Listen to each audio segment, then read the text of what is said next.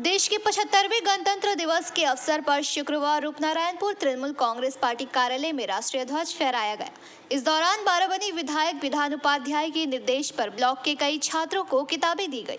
इस दौरान जिला परिषद कर्माध्यक्ष व सालनपुर तृणमूल कांग्रेस अध्यक्ष मोहम्मद अरमान, सालनपुर पंचायत समिति के अध्यक्ष कैलाशपति मंडल, सह अध्यक्ष विद्युत मिश्रा, तृणमूल कांग्रेस प्रखंड उपाध्यक्ष भोला सेन, महिला तृणमूल कांग्रेस की ब्लॉक अध्यक्ष अपर्णा राय सहित तृणमूल कांग्रेस के कार्यकर्ता मौजूद रहे।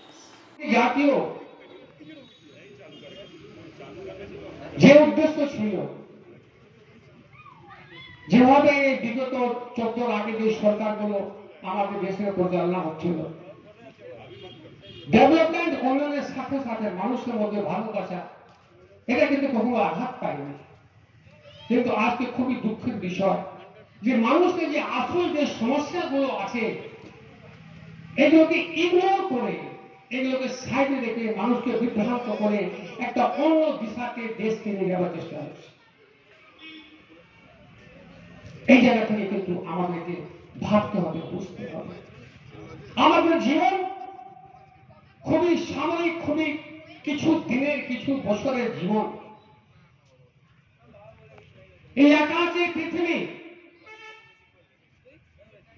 সবার জন্য ভগবান ঈশ্বর যাকে বলি আমরা, যাকে আমরা।